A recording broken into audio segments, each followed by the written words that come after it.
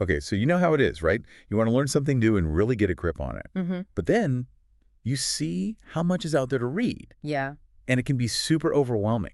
definitely. Well, that's what this deep dive is all about, Right. taking one idea and going deep, deep, deep. Nice. And today we're looking at something pretty counterintuitive, the idea that working less Oh, this is a good one.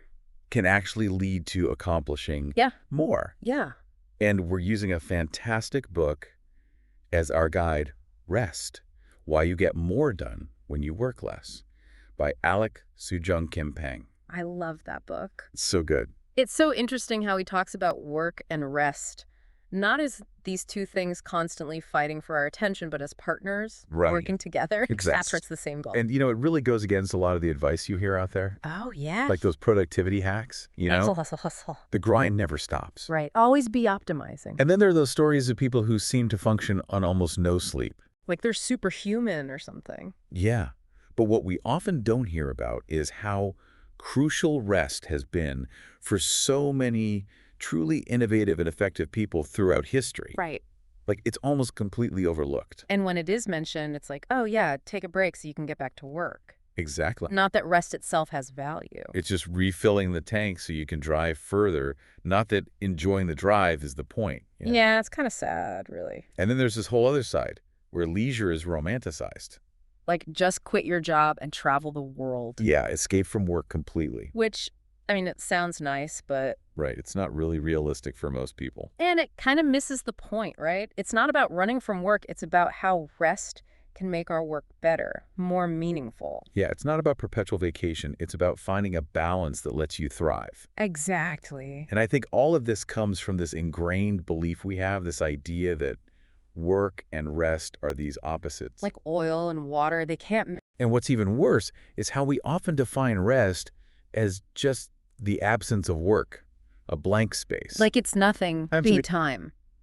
When our culture is all about being busy, always doing something. Yeah, if you're not hustling, you're falling behind. So then stopping resting can feel like you're failing somehow. Like you're lazy or unproductive. It's almost like we're afraid to rest. It's true. And you know, Pang actually points out this kind of paradox in American work culture. Oh, yeah. We often pride ourselves on working longer hours, taking fewer vacations. Even though we're more productive than a lot of other countries. Doesn't really make sense, does it? We get more done, but we keep working more. And we're always connected, even on vacation, supposedly. That's like we can't switch off. We've lost the ability to just be. So let's really dig into this whole idea that work and rest are at odds. Okay, let's do it. Because Pang really makes a strong case that it's a total misunderstanding of how we function best. And he uses this great analogy. Right. Tell me about that. He says work and rest aren't enemies, but they're partners. I love that. Like two characters in a story, Wow. or the peaks and troughs of a wave. Oh, I like that. You can't have one without the other. And they each have their own purpose. Right, They exactly. actually make each other stronger. They're intertwined. It makes you wonder when we started thinking of them as separate. Right? Like, where did this imbalance come from? Well, Pang talks about how in ancient Greece and Rome, Right? work and rest were both seen as necessary parts of living a good life. Not this constant drive to produce. They understood that both were essential for well-being and a healthy society. It seems like we've lost sight of that. We have, yeah. So let's talk about those people who have really achieved amazing things. Okay. Because Pang highlights this pattern Yeah. where super creative people, despite being very dedicated to their work, Right. actually made sure to include lots of rest in their days. It's fascinating. It's amazing, right? We're talking about people like Charles Dickens, Henri Poincaré, Ingmar Bergman, Wow, from all different fields. and time periods. Yeah. But they all had this common approach. They were driven, sure, but they also knew when to step back. Exactly. And they didn't just sit around. Right. They went for walks, they took naps, they let their minds wander. And it's so different from how we think about productivity now. It is, yeah. Like if you look at their schedules, their work days would seem pretty short. But they accomplished so much. It makes you question whether the number of hours you work really matters most. I mean, it's not about quantity, but quality. Maybe. The kind of rest you get. Yeah, I like that. And Pang uses some really good case studies in the book. Oh, tell me about them. So there's Darwin and Lubbock. Okay. They had such different personalities, different ways of working. But they both knew that rest was important. Exactly. So Darwin's routine, it was almost like clockwork. Oh, yeah. He'd have this intense 90-minute work session before 9:30 a.m. Wow, okay. Then he answered letters and stuff. So he did his hardest work first thing in the morning. Sounds like it. Right. And then he'd do more focused work until noon. Okay. And then his afternoons were walks, a nap, another walk, Sounds pretty nice. and time with his family. So like 4 hours of focused work? Something like that, yeah. And he wrote 19 books. Including, some of the most important scientific works ever.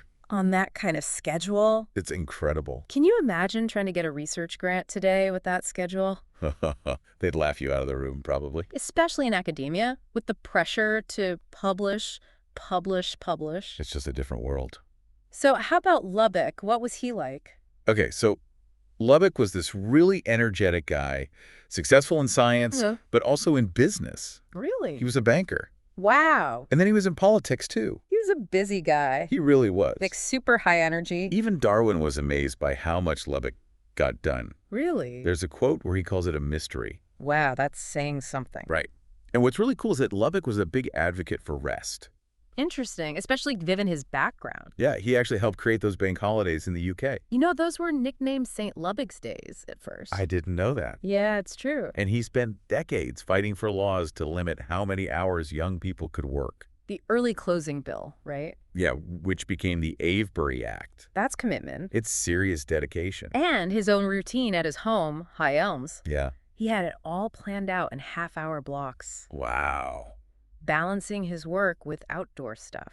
He sounds like a fascinating guy. He was. I want to read his biography now. Me too. So we have these two very different people, both incredibly accomplished, but both making rest a priority. It just goes to show, right? You don't have to be constantly grinding to achieve big things. It's about finding that balance. That sweet spot. Exactly. Okay, so now let's talk about the science. Yes, let's get into it. Pang talks about this amazing discovery, the default mode network in the brain. Oh, yeah, the DMN. This was a huge aha moment for me in the book. Tell me about it.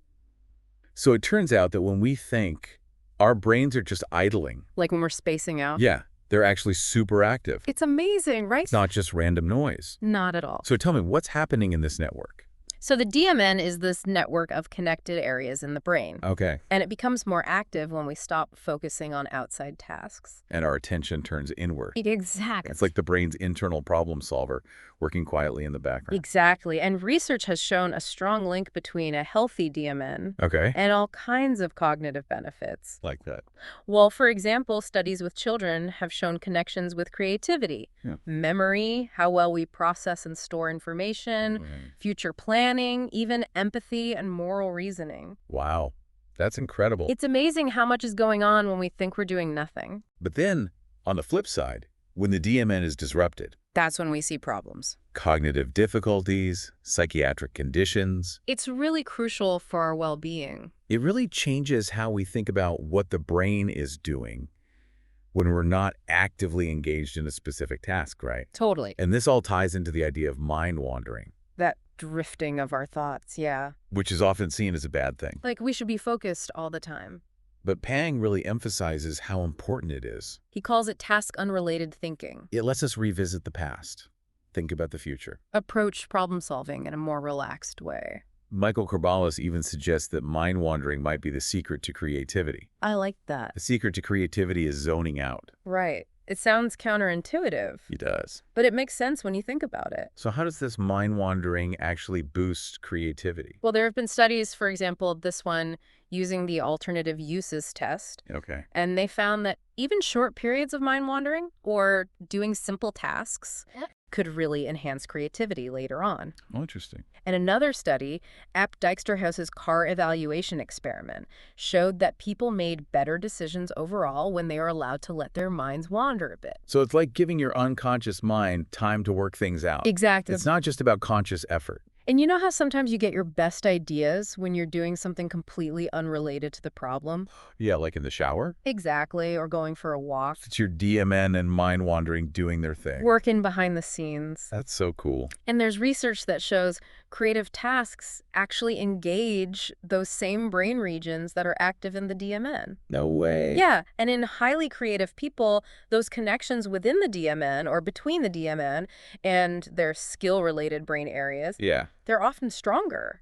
And Peng talks about this idea called paradoxical functional facilitation. Where damage to the brain's editor Right. can sometimes unlock artistic abilities. It's amazing how complex all of this is. It is, and it highlights how rest isn't just about physical recovery. It's about those mental processes that fuel creativity and problem solving. Exactly. It's about giving your mind space to breathe. So Peng also talks about Graham Wallace's 4-stage model of creativity. Oh, yeah, that's a classic. So tell me about that. How does rest fit into it? Okay, so Wallace's model is from his book, The Art of Thought. Okay. And it breaks down the creative process into 4 stages: preparation, incubation, illumination, and verification. Okay. So the preparation stage is all about focused work. Gathering information, actively thinking about the problem. Exactly. But then comes the incubation stage. And this is where rest is crucial. Yes. This is where you step back from the problem. Let it simmer. Your subconscious mind keeps working on it. This is where the DMN and mind wandering really come into play. Exactly. You're giving your unconscious mind space to make connections. And then, bam, the illumination stage. The aha moment. That flash of insight. And then finally, verification. Where you develop and test the idea. See if it holds up. And Peng really connects the science of the DMN and mind wandering to those incubation and illumination stages. Showing how rest is essential for those breakthroughs. It's not wasted time. Not at all. It's productive time. And Peng also points out that highly creative people, they often create routines and practices that allow for mind wandering. They make themselves more open to those insights. They're not just waiting for inspiration to strike, they're creating the conditions for it. That's such a good point. It's about being proactive with your rest. But even though rest is super important, Yes. Peng also stresses that focused work and deliberate practice are still key. Right. It's not about being lazy. He talks about how the most creative people tend to focus their intense work into around 4 hours a day. Like we saw with Darwin and Poincaré. Exactly. And he mentions this research on scientists, Yeah. where their peak output was actually at 10 to 20 hours of work per week. Not more. And then it declined when they worked more. So there's a limit. And he talks about famous writers, too, who stuck to these 4 to 5 hour writing schedules. It makes you rethink this whole idea that more hours equals more output. Quality over quantity. Right. And this also connects to deliberate practice. Oh, tell me more about that.